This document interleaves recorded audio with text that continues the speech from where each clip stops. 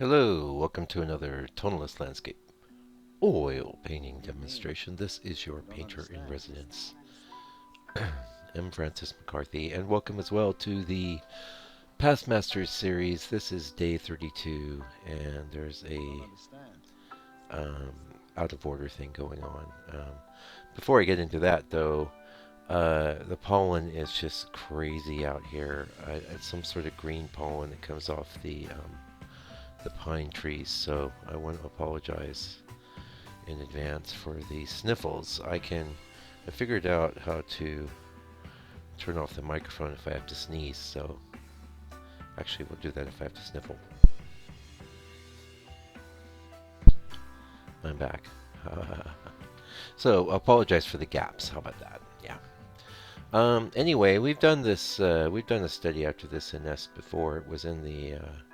I'm pretty sure it was in the 100 Days of Tonalism. If you type the storm into my channel's little search box, um, it'll come up.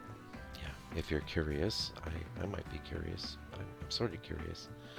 I was happy with the way that one turned out. However, having a little more room, this one is a 7 by 10. That was a 5 by 7, so this is like... Actually, you know how I arrived at the 7 by 10 size was by putting a 5 by 7 next to a 5 by 7. And it's a very, very nice proportion. It's a little bit less panoramic than, say, an 8 by 12. Yeah, the equivalent, if you wanted to make that one side 7 would be like 7 by 11, something like that. 7 by 10 and a half, 10 and 3/4, I don't know. Okay, let's try the gap thing here for the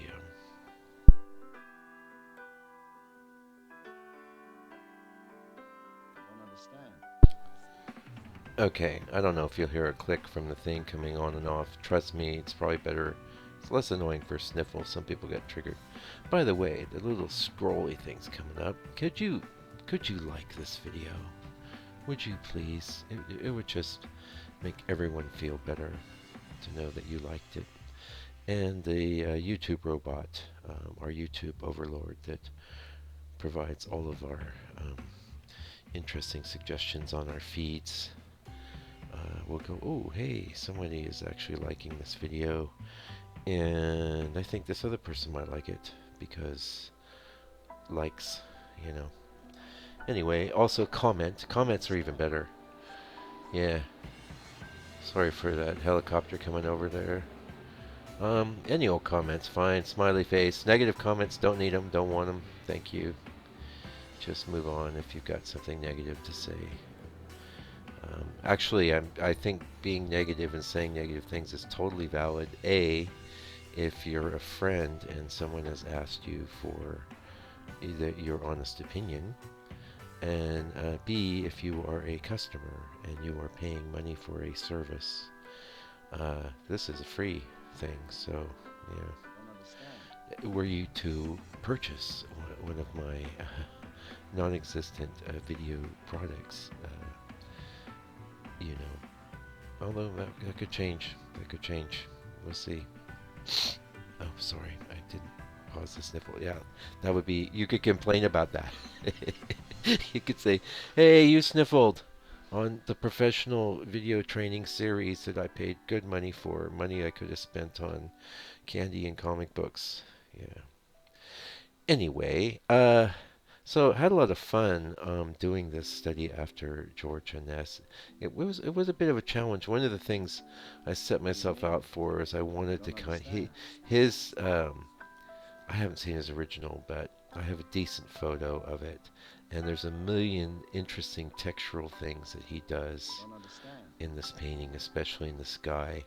I was just sort of riffing off of it. I wasn't exactly going for a note for note. But I did get a very interesting and very tonalist texture,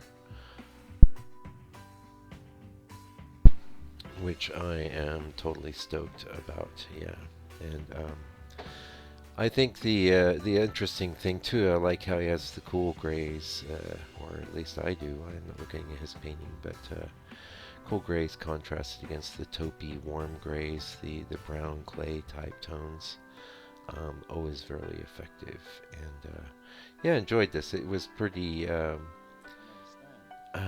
it's such a weird composition. It's the kind of composition that Inness could pull off, and oh, honestly, anyone could pull it off. I think the one of the reasons he could pull it off, anyone could pull it off. I should say, after painting for 55 years or so. Because that's where he's at here. He's been painting a long time, maybe at least 40 years. This is late period. Don't understand. It could even be very late middle period, but I think it's early late period. So that would be, I would put that around. I would put this one at like between 84 and 86.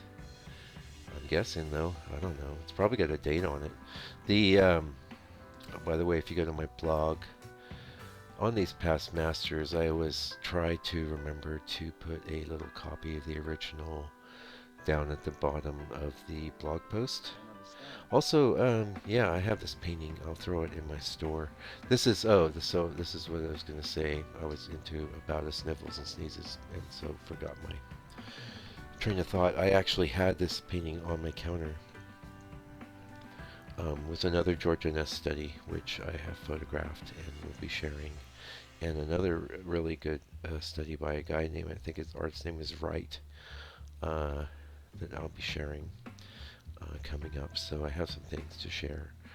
And anyway, back into this painting. So last time I did it, I would have done it on a board colored of a burnt sienna. Now I'm working on a burnt umber tone, which is really easier, better. Although you can get amazing results with the burnt sienna as well, and I would be interested to try out. I'm very into umber right now. I think umber is an amazing color, burnt umber. I thought raw umber was great. I think burnt umber is really great, and so flexible, amazing. If you don't have a tube, go out and buy a tube, but make sure it's like just a clean pigment though. You got to be careful because a lot of people will label their burnt umber one thing, but they'll throw in things like ivory black and things, and you should have ivory black on your palette anyway. You can throw in your own ivory black and play with that, but you really should experience the burnt umber on its own. It has such unique properties. Added to, you can make a very interesting gray with it. One of the things I understand that happens is, oh, pardon me, I didn't pause that sniffle. Is that from some manufacturers it can go quite red, and I've been using the Gamblin version, and I love it. I just think it's awesome. I can't get enough of it. Funny enough, I feel like a sneeze is coming on, folks. Hopefully it'll be alright. The thing is, like this program that I use to record this, it's like the pause function. It cuts the file into, it's basically recording to the hard drive. And so it will chop it into two different files, which makes processing a bit more of a pain in the butt. But whatever. I'm complaining. Sorry.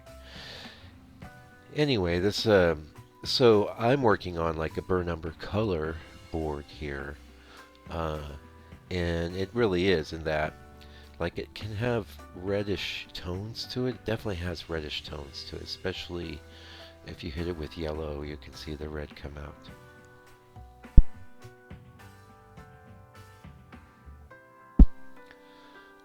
But if you hit it with white, it makes kind of this very neat grayish tone I like a lot.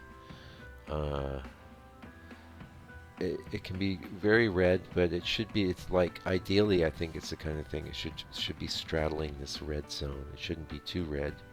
It shouldn't be overtly red, kind of like, burnt sienna is. It should kind of be orangish, but not too far red. Yeah. Anyway, fascinating color, and I've been burbling on about it. Also, I guess we're on one video a week right now, but That's okay, because it's quality. It's quality over quantity. And the good news is I actually have 2 days off, so catching up on things that need to be done around the house.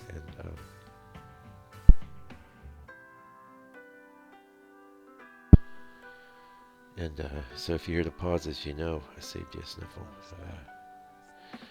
Um, and I've been very much into the. Actually, I've been wounded. My wrist has been. I had a ganglion on my wrist, which is definitely not good for painting.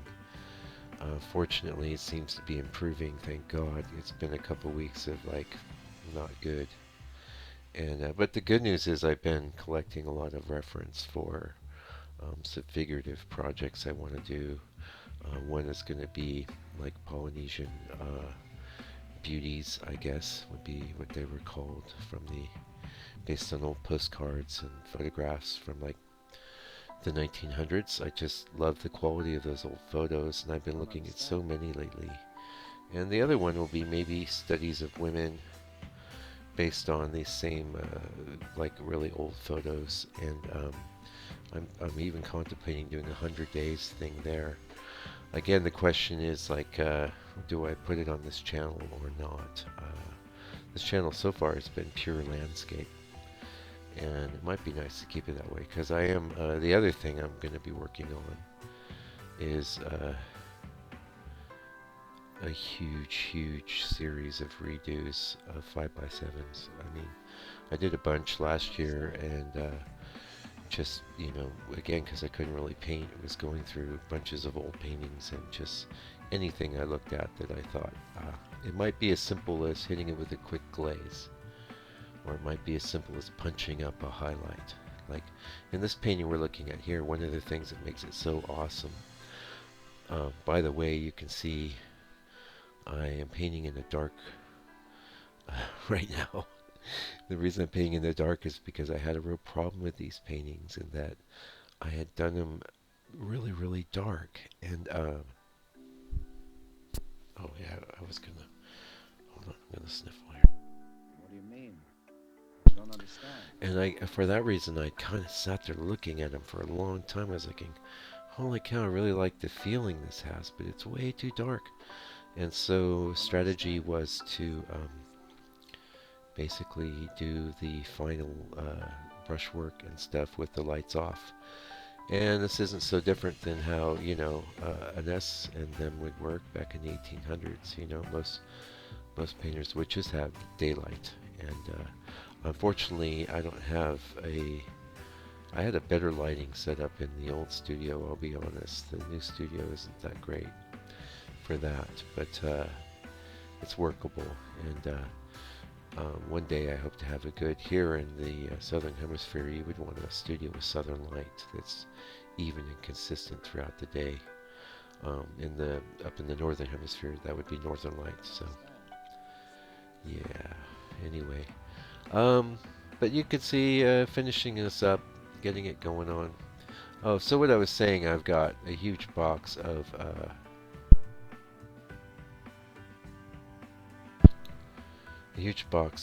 5x7 paintings to revise. It looks like it could be 100 something, and I have it in my mind, if I can get back to painting, then I might try and get a couple of those done a day for a while, and on top of that, get some more of the figurative type stuff done.